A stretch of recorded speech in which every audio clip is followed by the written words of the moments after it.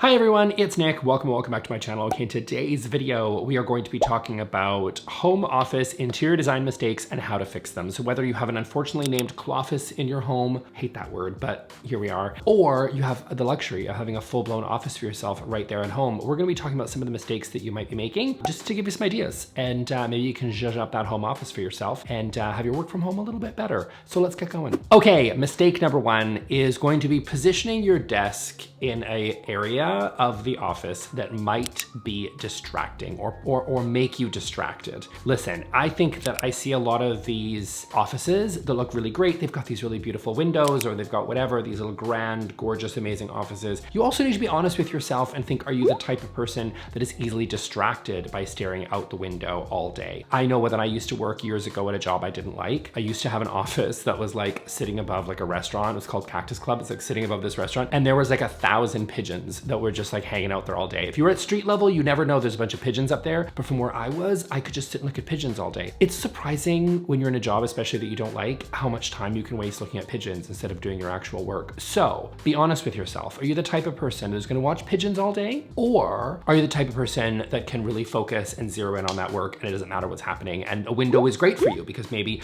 you know, you just like that natural light that's coming through, which of course is wonderful for a lot of great energetic reasons, but is maybe a little bit too much of a distraction.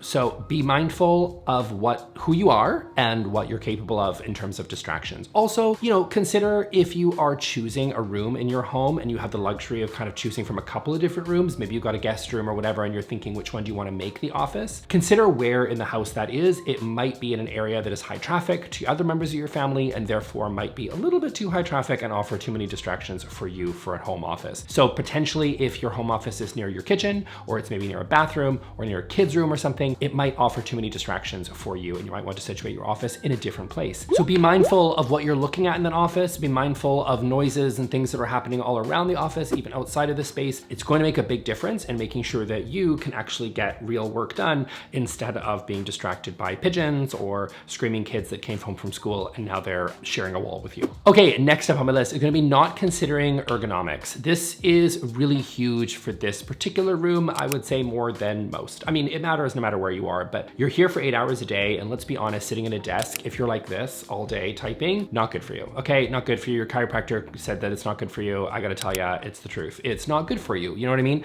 So consider ergonomics. That can mean things like standing desks, that can mean things like maybe one of those bouncy ball chairs. That sounds awful to me, but maybe you like that, I don't know. Or at least choosing hopefully an aesthetically beautiful, which is hard to find, but also chair that actually considers the ergonomics and is actually shaped for your body. I'm gonna link to some down below, some of my favorites, but here's the thing. Like if you go to say like Article or West Elm's website, for example, they're sometimes gonna show these beautiful offices with these super adorable little chairs. Just know that those are dining chairs. Oftentimes what they've done is take cute dining chairs and they've put them into an office setting. Again, that is fine if you're like sitting down to do your correspondence like it's 1850 and maybe you're writing a letter or something, that's fine. But if you're actually doing real work and you're gonna be there like checking emails for 4 hours or whatever you do, video editing or coding, I don't know what you do for a living, whatever you're doing, if you're doing it for big chunks of time, a little dining chair is not going to be adequate for you to be able to do real work and take into account body posture and all the rest of it. So keep that in mind when you're looking at your ergonomics. And even things like making sure you have the right accessories that are gonna make sense. Could be an anti-fatigue pad, it could be one of those desk sort of risers and monitor stands and things that are gonna sort of pop up, maybe a monitor arm so that you can actually adjust the height of your monitor to be at adequate eye level. All that stuff is gonna make a huge difference to make for a safer and healthier work environment. And this also leads in, it's almost like I planned it like this, to today's sponsor, which is Burotic. Okay, but I am so excited to talk about today's sponsor, which is Burotic, because as I prepped this video, I realized it was time to give my home office a little bit of a zhuzh as well. And we decided to do that with Burotic because not only are they using fantastic quality, locally sourced wood materials, this is a Quebec-based Canadian company. All their stuff is handcrafted right there as well in Quebec, which is amazing. I got the Aspire solid wood desks in walnut. They are absolutely gorgeous. I cannot say enough good things about these desks, honestly. And they also have 4 different presets for you to use. They're super easy to do. You just program it to the height that you want that makes sense for you and your posture and all your business. And then you just set it on there, you just press a button and you can go from sit stand in just a few seconds. I love that. Overall, I can confidently say that I have created my dream office. So if you're looking to upgrade your space, head over to Burotic by clicking the link in my description. You get 20% off right now during their fall sale and an additional $50 off by clicking on my link that is linked down below in the description. Thanks so much for Burotic for sponsoring this video and for my amazing, gorgeous, solid walnut desks that I have always wanted. Now let's get back to it. Okay, and then my next tip is going to be not having any soundproofing. So sound is also very important in this room. Probably this in the bedroom is the most important areas to have sound because it's important that you have some degree of silence, at least as quiet as you can get it so that you can actually do your job without distractions. So some ways to do that, if you share a home office with somebody, maybe somebody in your family, maybe a coworker, whatever, maybe you have somebody else that joins you, I don't know your situation. Having dividers to be able to actually separate out your space is really important, making sure that people have enough room so that if someone, you know, say you're, remember the pandemic? Oh God, remember when everybody was stuck working at home, all the couples together? Shout out to you if you survived that. I sure didn't. But, you know, good for you if you did. But like, you know, when you share an office space, how frustrating was that? How frustrating is it when like you have a partner that's on a call like 8 hours out of 8 constantly every day, and then you get on the phone for 5 minutes and they tell you to shush because you're being too loud? I'm not saying that happened to me, but it definitely happened to me and it's very frustrating. And so having a solution to block off the area so that you can actually like get some degree of soundproofing happening, positioning the desks in such a way that you're trying to create some separation between the two of you is very, very important. Another thing you might want to consider, which is really obviously a fixed thing that you're probably not just going to swap out necessarily, is consider something like solid core doors. I know this is typically, you know, if you don't know what a solid core door is, it's the door, well, it's a door. And a hollow core is, you know, like if you tap it, it's kind of plasticky and it kind of pings. That just means that inside there's absolutely nothing. It's completely hollow. It's just sort of usually vinyl or whatever the case may be. Solid core means it's actually full, like it's a solid piece of wood or it's MDF or whatever the material is going to be. Those are typically a lot more expensive, but they are amazing for soundproofing because you're really going to isolate the noise level between the different rooms. So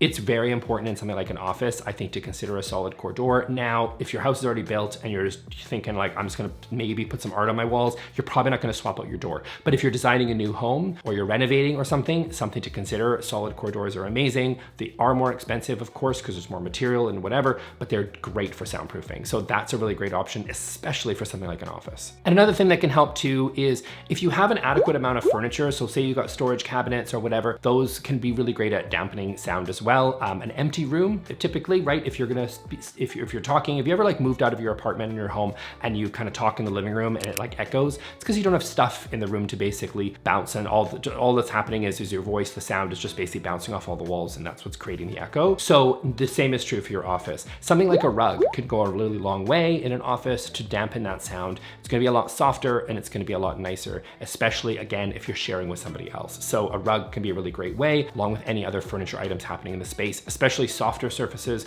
So things like padded chairs, for example, maybe you have a really, really luxe office and you've got room for some sort of a side chair or something, all that stuff. But a rug is the easiest and most sensible sort of solution for everybody to be able to dampen some of that sound. It's gonna go a long way just to not have that sort of tinny, echoey sound that's happening maybe in your office. Especially important if you're sharing an office with somebody else. Okay, next up on my list is going to be choosing depressing colors.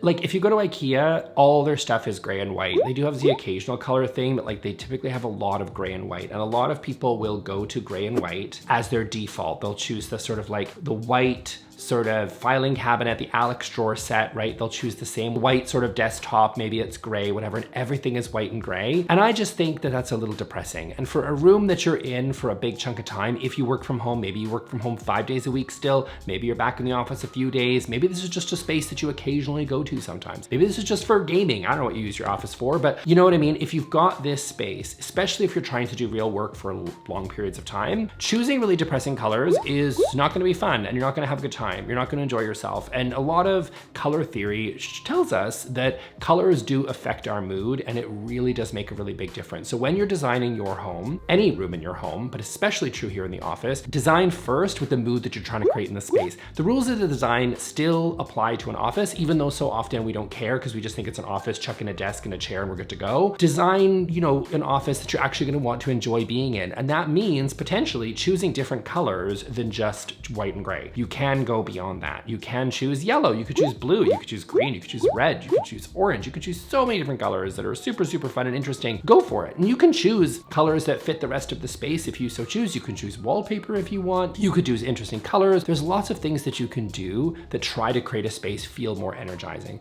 So that can oftentimes lead to more warmer colors, things like red, yellow, red, and orange. They typically evoke a more energetic experience, and it definitely kind of perks us up and makes us feel alert. And that can be really important. But even honestly, sometimes more important than the color choice can be the saturation choice. You don't just have to choose the depressing white and gray. You can choose blue or green, which are not the active colors of like orange and yellow, like I just said. But if you choose something a little bit more saturated, it's just gonna have a little bit more life to it, and you're gonna really just enjoy the space there a little bit more. And it's going to lead to a more productive environment because you're not gonna fall asleep like you will if you just watch the same sad gray walls and desk like you have been. I actually blame Apple for this. Everything being like white and gray, it's sort of Apple's vibe, and it's fine. Just have a little bit of fun. Okay, next interior design mistake for your home office is not having adequate lighting that you're gonna need for the space. So, we're gonna talk lighting again. Lighting really, really matters in this environment because task lighting especially is gonna be very, very important, right? Using things like a table lamp if you are working into the evening. Things like having a floor lamp to provide sort of more light than what you're gonna get from that one light sort of in the center of the room, right? Using different lighting sources in a home office is gonna make a real difference to be able to actually do the work that you need to do. Also, it is going to make sure that you have adequate amount of light that is gonna give you energy to keep you productive throughout the day.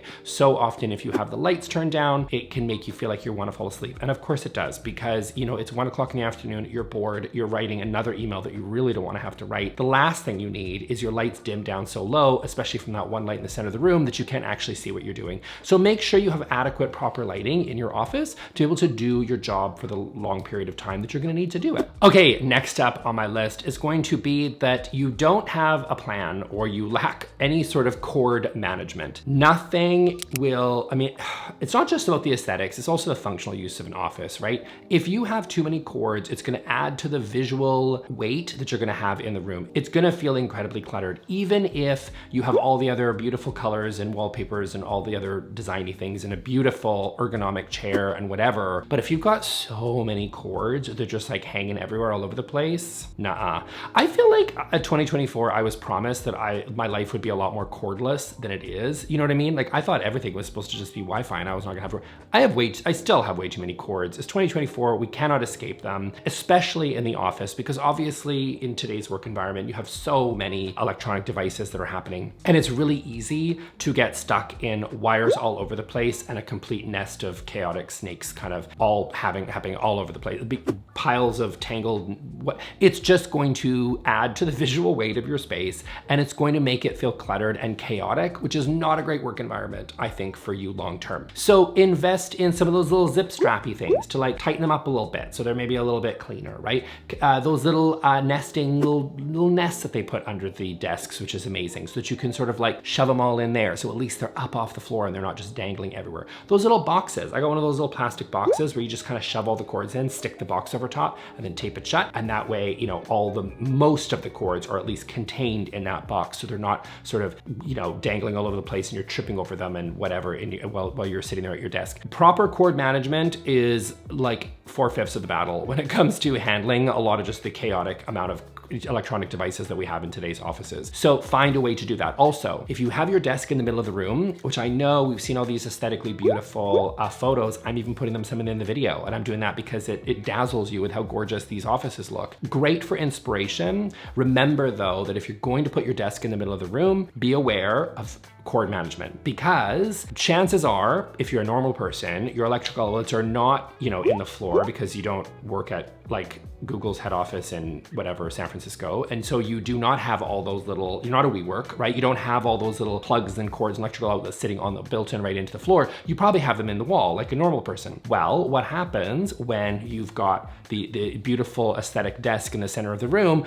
but of course all your electrical outlets are sitting on the wall. You're running them across the no man's land between your desk and the wall, which is not particularly attractive. So when considering your desk placement, consider where all your electrical outlets are as well. So a good idea, if you don't want to just take your desk and shove it right into the corner so you're staring at a wall all day, which can be good for avoiding distractions, see point one, but what can happen is that it can be a little depressing. So putting the short end of the desk against the wall and then sticking out that way can be a great way for you to root all those cords against the wall so they're not as chaotic and weird, while you're still not necessarily staring off, you know, directly into a wall all day, which can be a little depressing. Okay, next interior design home office mistake is going to be too sterile and too bland. This sort of feeds into the color, but I'm not just talking about color here. I'm talking about treat the office like any other room. It doesn't just have to be a super functional place, although you have heard me talk a lot about function in this video for a reason, because, you know, that matters.